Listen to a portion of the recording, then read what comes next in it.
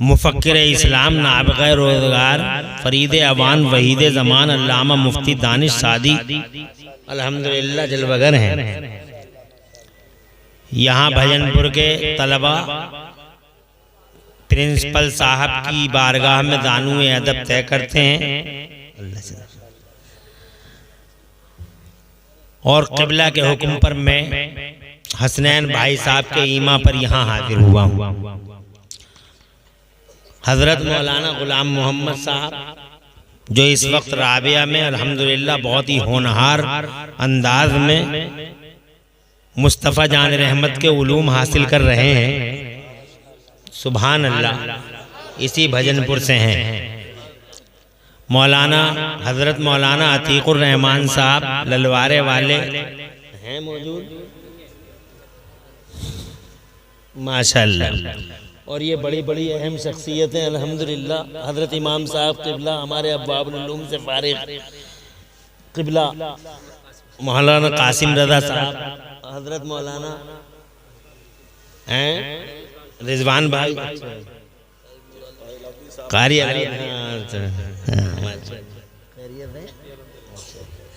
और बड़ी बड़ी शख्सियतें हैं। अल्लाह ताला प्यारे नबी के वसीले से इन नूरानी चेहरों को सलामत रखे।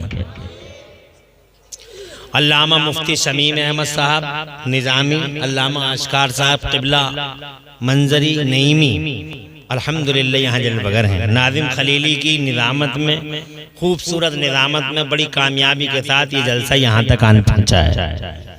मैं अल्लाह ताला की तौफीक का सहारा लेके चंद बातें अर्ज़ करता हूँ। मेरे बाद भी इंशाअल्लाह जलसा अपने पूरे शबाब और जोबन के साथ चलता रहेगा।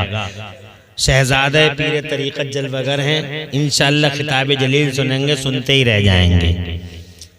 मैं अपनी चंद मजबूरियों की वजह से जल्दी आपसे मुखातब हो रहा हूँ। अल्लाह ताला मुझे हक़ बोलने और हम सबको हक़ पे अमल करने की तौफ़ीक़ अता फरमाए।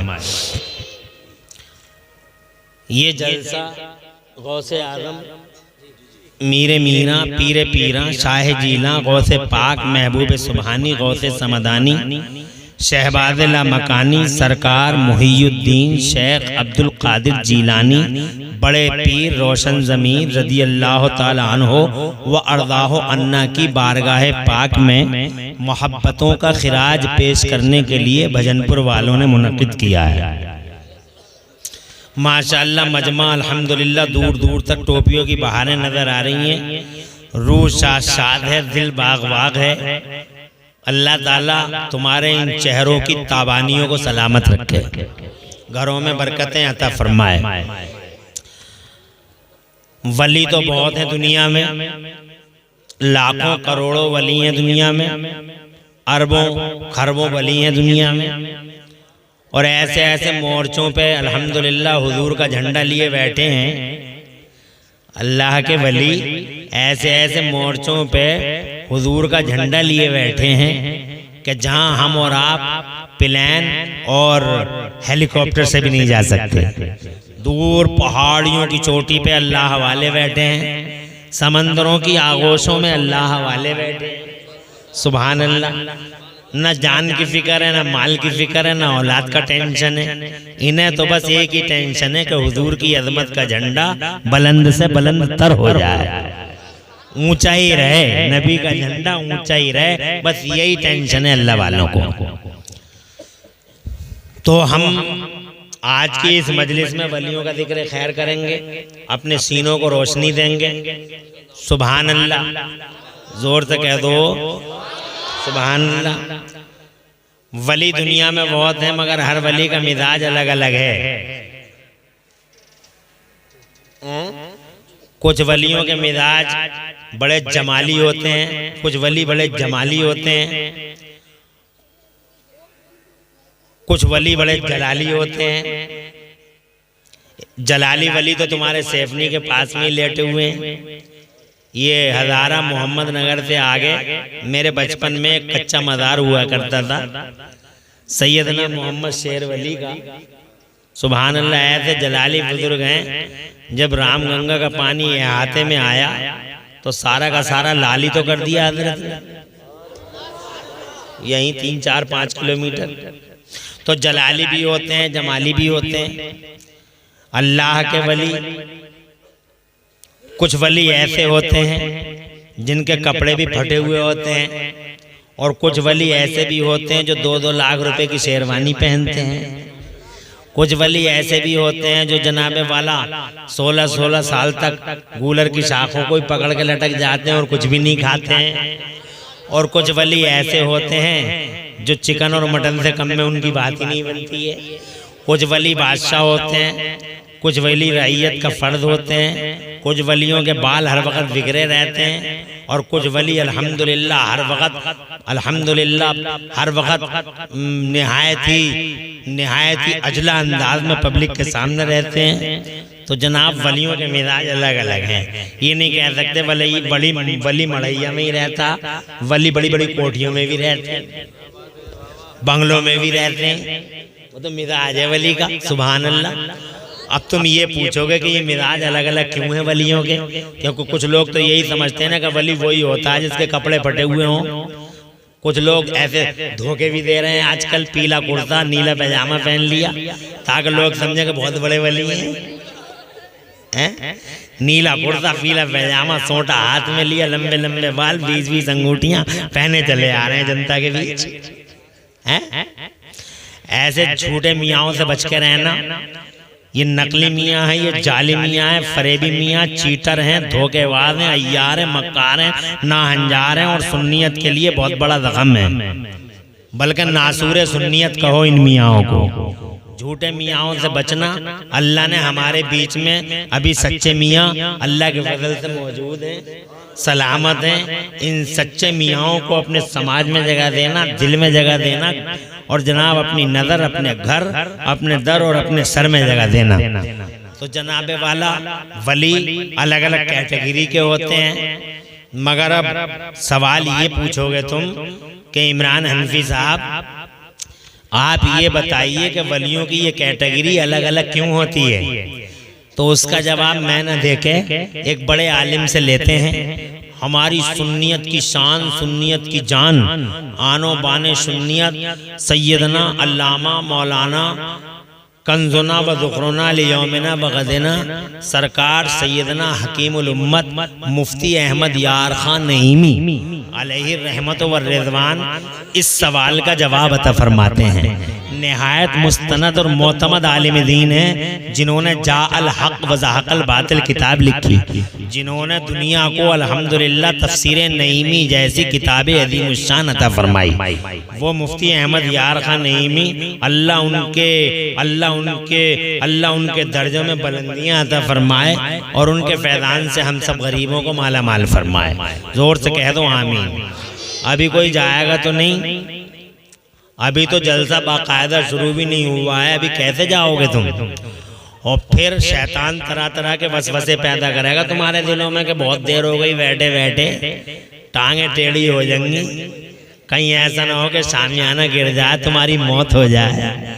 एक बार रोड तो देख के आ जाओ।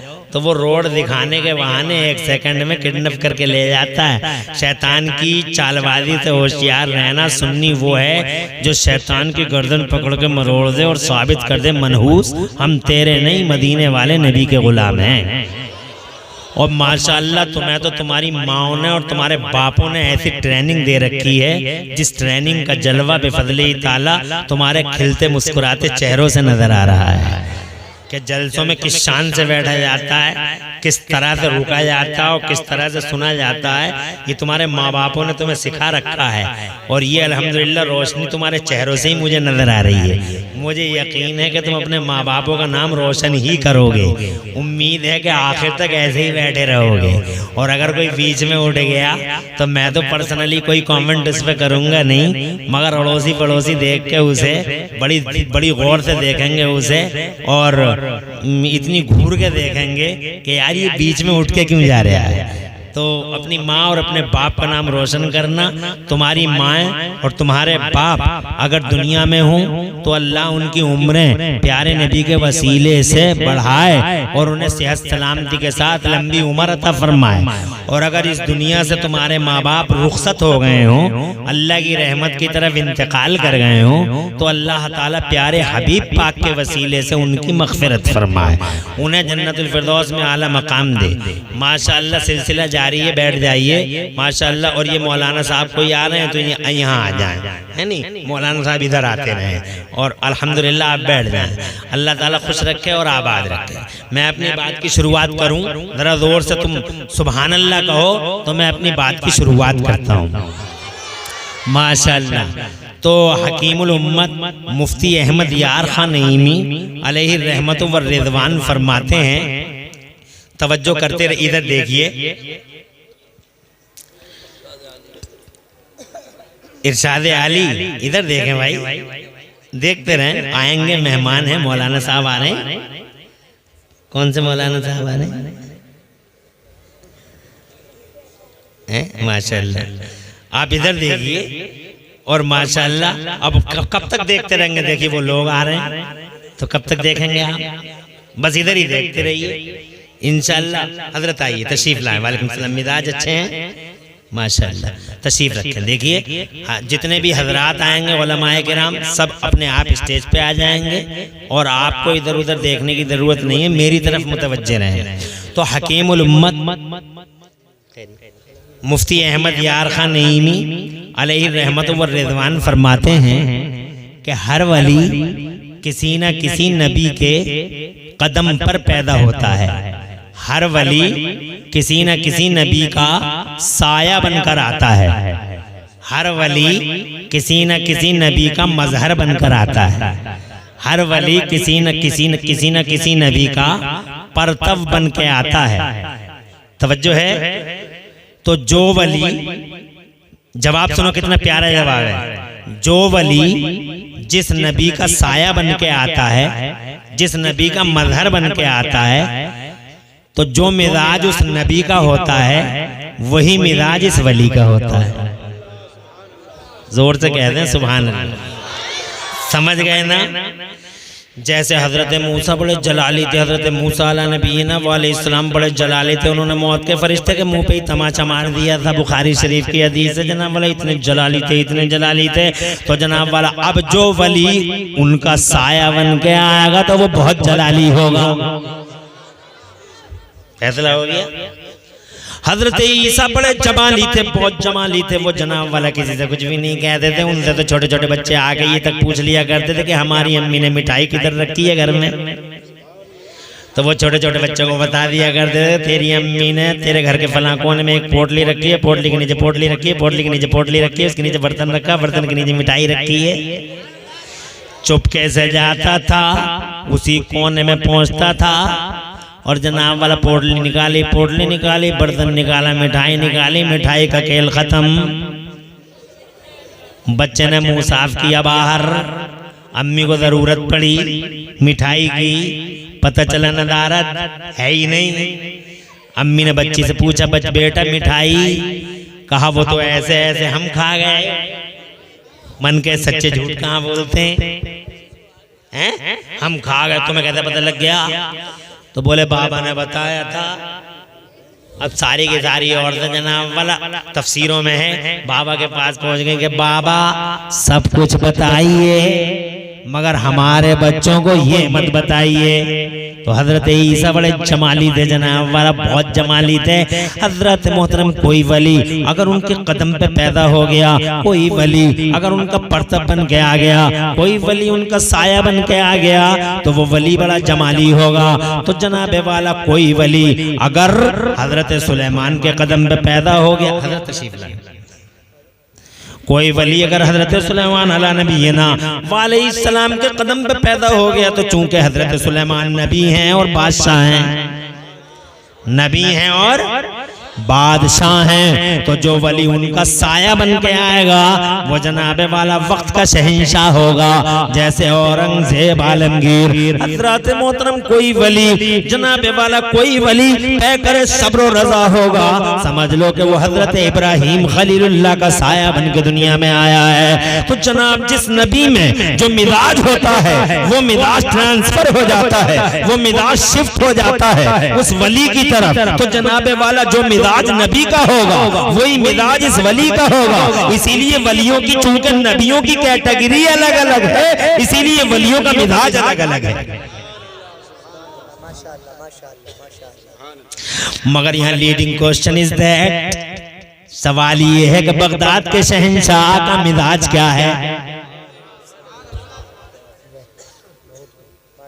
गौसे आदम, माशाअल्लाह, गौसे आदम मीरे मीरा पीर पीरा शाह जीना बड़ा पीर रोशन जमीर महबूब सुभानी सरकार मुहीउद्दीन शेख अब्दुल कादिर जिलानी शहंशाह बगदाद का मिजाज क्या है? और वो कौन से नबी का साया बनकर और कौन से नबी का मजहर बनकर दुनिया के पर्दे पे तशरीफ लाए? सवाल ये है। अब ये सवाल मुफ्ती अनवारुल हक मुस्तफी से नहीं पूछते हैं, अल्लामा दानिश सादी से भी नहीं पूछते हैं, अब जनाब वाला मौलाना अतीकुर रहमान खलील सा खलीली और नादिम खलीली से भी नहीं पूछते हैं, हजरत मोहतरम इमरान हनफी से भी नहीं पूछो। और इल्म का समंदर, फजल का इमाम, तकवा का कोहे हिमालय, आला हजरत इमाम अहले सुन्नत मुजद्दिद दीन व मिल्लत मोहसिन अहले सुन्नत आफत जाने वहाबियत सैयदना इमाम अहमद रजा मुहद्दिस बरेलवी से भी मत पूछो। इस सवाल को हम डायरेक्ट बगदाद के शहंशाह के दरबार में पेश करते हैं। जिंदाबाद जिंदाबाद, माशाअल्लाह माशाअल्लाह।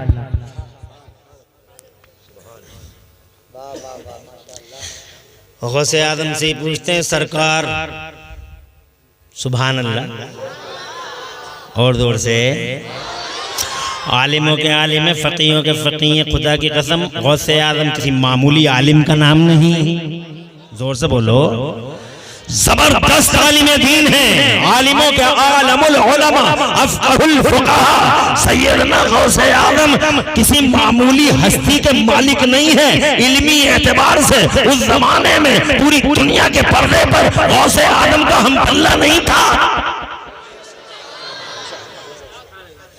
अल्लाह ने ऐसा आलिम बनाया था, और जनाबे वाला हर वली को अल्लाह ने इल्म अता फरमाया। तवज्जो है, कुरान का इल्म हर वली के पास है, वो मदरसे में बैठ कर पढ़े या ना पढ़े, मगर अक्सर वलियों ने मदरसे में बैठ के ही पढ़ा है। मदरसों में, मदरसों का बड़ा इंपॉर्टेंस है। आज तुम मदरसों से बहुत दूर भाग रहे हो और जनाब वाला मदरसों की हैसियत तुम्हारे नज़दीक है नहीं जनाब वाला, मगर मैं ये अर्ज करना चाहता हूँ मदरसा बुनियादी चीज़ है। अपने बच्चों को इल्म दीन से माला माल करो जनाब वाला, बुनियादी चीज़ है। मदरसे हैं तो मस्जिदें हैं, मदरसे हैं तो इंसानियत है, मदरसे हैं तो वक़ार आदमियत है, मदरसे हैं तो मानवता है, मदरसे हैं तो नमाजी हैं, मदरसे हैं तो नमाज है। मदरसे ही नहीं होंगे तो तलफ़्फ़ुज़ कहाँ से लाओगे? तलफ़्फ़ुज़ नहीं होगा तो नमाज कहाँ से लाओगे? कैसे पढ़ोगे नमाजों को? मस्जिदों में एसियां लगाने वालों, टाइलें लगाने वालों, करोड़ों करोड़ों रुपए मस्जिदों की तौसी और मस्जिदों को चिकना करने में लगाने वालों से ये कहना चाहता हूँ कि मस्जिद में चाहे एसी हो या ना हो, मगर तुम्हारे हर मकाम पे एक मदरसा मुस्तफा जान रहमत का घर जरूर होना चाहिए।